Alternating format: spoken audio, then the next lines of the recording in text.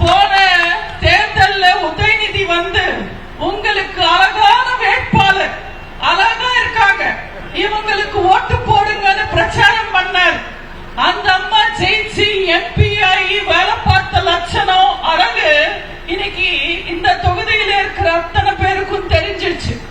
Thamizhachi Thangapandian beauty பார்லருக்கு போன நேரத்துல 10% தொகுதிக்கு வந்திருந்தா தொகுதி முன்னேறி இருக்கும், இந்த மக்கள் நல்லா இருந்திருப்பாங்க. அவங்க பியூட்டி பார்லர் மேல வச்ச கவனம் கூட இந்த தொகுதி மக்கள் மேல வைக்கல. நீங்க தான் யோசிச்சு பார்க்கணும், தேர்தல் சமயத்துல மட்டும் வர்ற பியூட்டிஷியன் தேவையா, இல்ல 24 மணி நேரம் மக்கள் சேவை செய்யற டாக்டர் தேவையா? உங்களுக்கு பிரச்சனை வந்தா நீங்க தான் டாக்டர் தேடி போவீங்க. ஆனா என் தம்பி இந்த டாக்டர் உங்களுக்கு பிரச்சனை வந்தா உங்களை தேடி வருவாரு. மக்களால் நான், மக்களுக்காகவே நான் வாழ்ந்த அம்மாவோட வழியில வந்தவர் நம்ம அன்பு சகோதரர் ஜெயவர்தன் அவர்கள். இவர் ஜெயிச்சா நீங்க ஜெயிச்ச மாதிரி. இன்னைக்கு தமிழ்நாட்டுல ஆளாளுக்கு ரோட் ஷோன்னு கிளம்பிட்டாங்க. Modi road show, Amit Shah road show, ராகுல் காந்தி ரோட் ஷோ. ரோட்ல இறங்கி எல்லாரும் வித்தை காண்பிக்க ஆரம்பிச்சிட்டாங்க.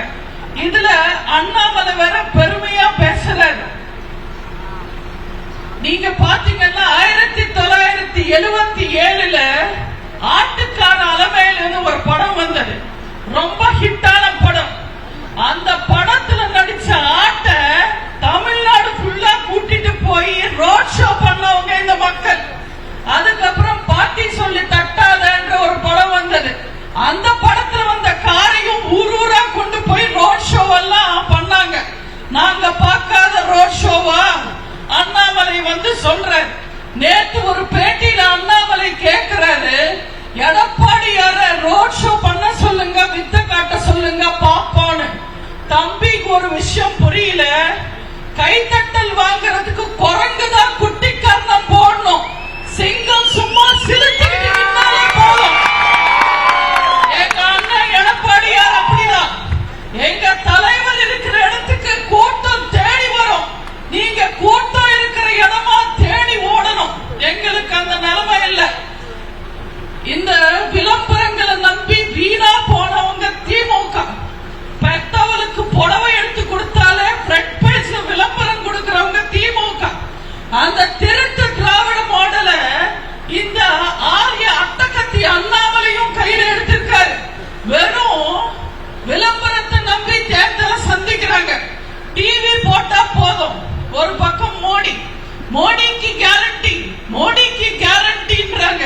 மோடி என்ன இந்தியாவை வசந்தன்கோ விவேகன்கோன்னு ஏதோ ஒரு கம்பெனி நினைச்சுக்கிட்டாரா? இந்தியன்கோ அவர் அப்படிதான் நினைப்பாரு.